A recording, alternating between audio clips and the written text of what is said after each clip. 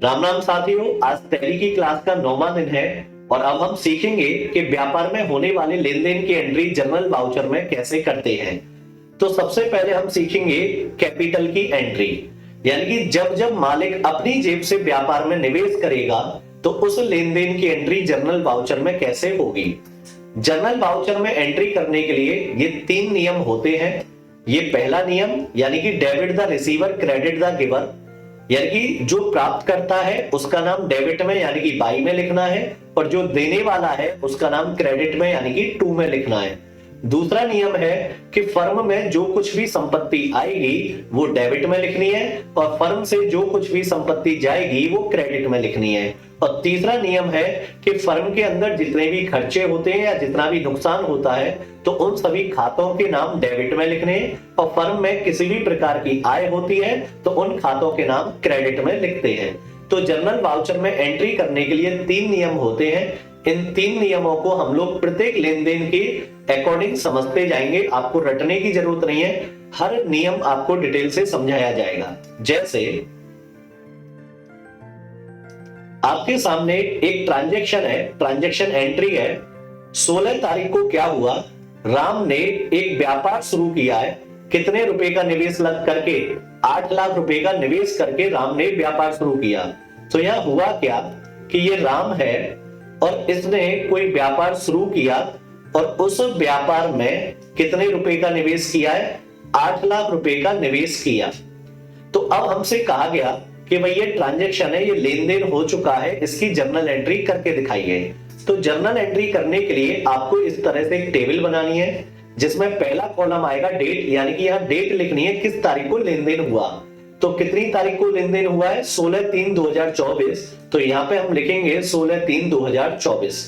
अगले कॉलम में पर्टिकुलर यानी कि विवरण कि क्या लेन देन हुआ है तो उसके नाम, उनके खातों के नाम आपको बाई यानी कि डेबिट में लिखने हैं और टू यानी कि क्रेडिट में। और जो डेबिट है उसका डेबिट में अमाउंट लिखना है कॉलम में और जो क्रेडिट हुआ है उसका क्रेडिट अमाउंट वाले कॉलम में उसका अमाउंट लिखना है। ठीक है, तो अब यानी कि बाई डेबिट में क्या लिखा जाएगा और टू यानी कि क्रेडिट में क्या आएगा। तो आपको इन नियम के अकॉर्डिंग चलना है। डेबिट में इन तीनों में से कौन सा नियम लगेगा और क्रेडिट में इन तीनों में से कौन सा नियम लगेगा। तो आपको बताया था कि सबसे पहले आपको ये नियम लगा के देखना है कि फर्म में क्या आया और क्या गया। अगर फर्म में कोई चीज आई है तो वो बाई में लिखनी है और फर्म से कोई चीज गई है तो वो टू में लिखनी है। तो यहां हम देखें तो राम ने व्यापार शुरू किया है 8 लाख रुपए से, तो इसका मतलब फर्म के अंदर 8 लाख रुपए आए हैं। तो फर्म के अंदर जो कुछ आएगा वो कहां लिखा जाएगा, डेबिट में। तो यहाँ बाई में क्या लिखा जाएगा, कैश। और अकाउंट शब्द हम लिख के चलेंगे यानी कि नगद का खाता, यानी कि व्यापार में नगद पैसा आ गया। अब कितना अमाउंट था उसका, वो डेबिट अमाउंट वाले कॉलम में लिखा जाएगा। तो यहां हमने लिखा 8 लाख रुपए। तो फर्म के अंदर 8 लाख रुपए आ गए तो जो कुछ आएगा वो डेबिट में हमने लिख दिया। ठीक है, अब हमें ये देखना है कि वो 8 लाख रुपए आए किससे। तो 8 लाख रुपए आए राम से। तो राम रिसीवर है या गिवर है, यानी कि राम देने वाला है या राम प्राप्त करता है। तो फर्म के लिए राम गिवर है, देने वाला है। तो राम का नाम कहां लिखेंगे, टू में। लेकिन आपको बताया था कि कभी मालिक का नाम ना लिख के क्या लिखा जाएगा, कैपिटल लिखा जाएगा। तो टू में हम राम की जगह लिखेंगे कैपिटल अकाउंट।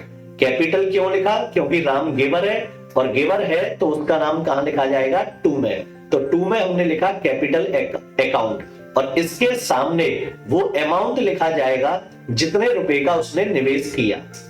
तो ये आपकी एक जर्नल एंट्री हो गई कि राम ने व्यापार में 8 लाख रुपए का निवेश किया। अब वो 8 लाख रुपए की एंट्री हमने इस व्यापार में दर्ज कर ली। तो क्या हुआ, व्यापार में 8 लाख रुपए आए तो जो कुछ आएगा वो हमने डेबिट में लिख दिया।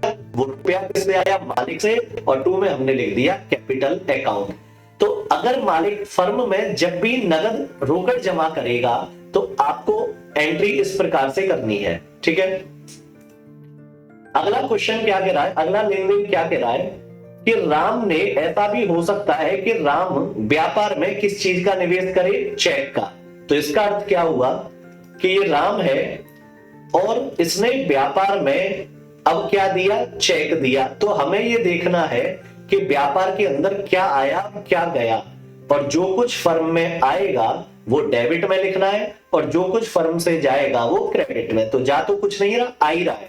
तो अब हमसे कहा गया इसकी जर्नल एंट्री करके दिखाओ। तो पहले कॉलम में क्या लिखा जाएगा, डेट, किस तारीख को लेन देन हुआ। तो यहां हमने लिखी 16/3/2024।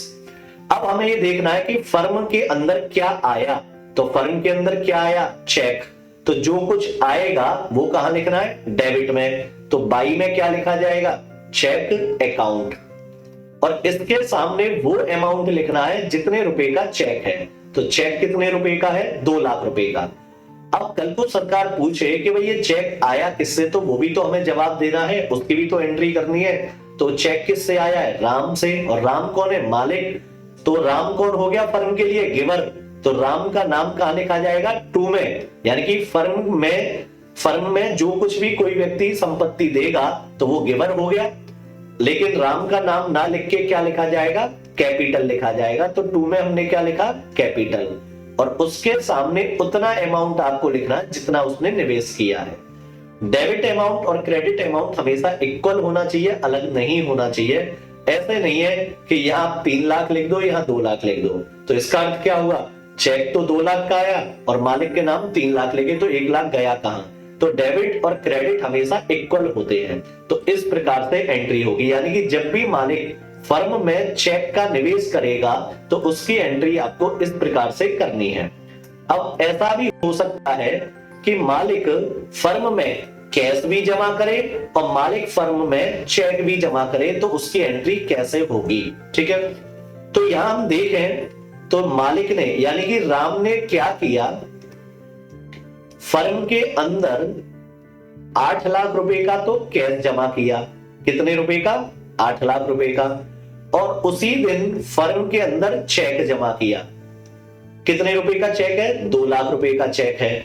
तो अब हमें ये देखना है कि कौन सा नियम लगेगा। तो सबसे पहले कौन सा नियम लगा के देखेंगे, दूसरा, कि फर्म में क्या आया और क्या गया। तो गया तो कुछ नहीं है, आया है। क्या आया, कैश भी आया है, चेक भी आया। तो यहां तो वो तारीख लिखी जाएगी जिस तारीख को लेन देन हुआ। तो अब हम चेक की एंट्री बाद में, पहले एंट्री करते हैं हम कैश वाली। तो राम ने व्यापार शुरू किया है 8 लाख रुपए से, तो इसका मतलब व्यापार में क्या आया, कैश। तो जो कुछ आएगा वो कहां लिखना है आपको, डेबिट में, यानी कि बाई में। तो यहां हमने लिखा बाई में कैश अकाउंट। कितना कैश आया वो अमाउंट यहां लिखना है, 8 लाख रुपए आए। अब वो 8 लाख रुपया नगद रोकड़ किससे आया, मालिक से। मालिक कौन है, गिवर, और गिवर को हमेशा कहां लिखते हैं, टू में। तो मालिक का नाम ना लिख के क्या लिखा जाएगा, कैपिटल अकाउंट, और उसके सामने वो अमाउंट आपको लिखना है जितने का उसने कैश जमा किया है। तो ये तो हो गई एक एंट्री, यानी कि मालिक ने 8 लाख रुपए फर्म में जमा कर दिए, तो उसकी एंट्री आप इस प्रकार से करोगे। अब उसी में क्या कह रहा है कि 16 तारीख को ही मालिक ने चेक भी जमा किया, यानी कि फर्म के अंदर क्या आ रहा है, चेक, और जो कुछ आएगा वो कहां लिखना है, डेबिट में। तो हम लोग क्या लिखेंगे यहाँ पे, बाई में चेक अकाउंट। यहां आपको डेट लिखने की जरूरत नहीं है क्योंकि सेम डे ट्रांजेक्शन है, आप चाहो तो यहां भी डेट लिख सकते हो। तो फर्म में क्या आया, चेक। कितने रुपए का चेक आया, 2 लाख रुपए का चेक आया। अब वो चेक आया किससे, मालिक से।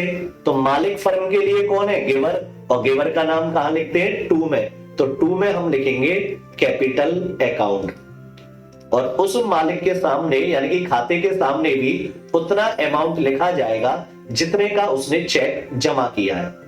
तो 16 तारीख को फर्म के अंदर कैश भी आ गया और 16 तारीख को फर्म के अंदर चेक भी आ गया। तो इस प्रकार से हम लोग जो है एंट्री कर सकते हैं, ठीक है।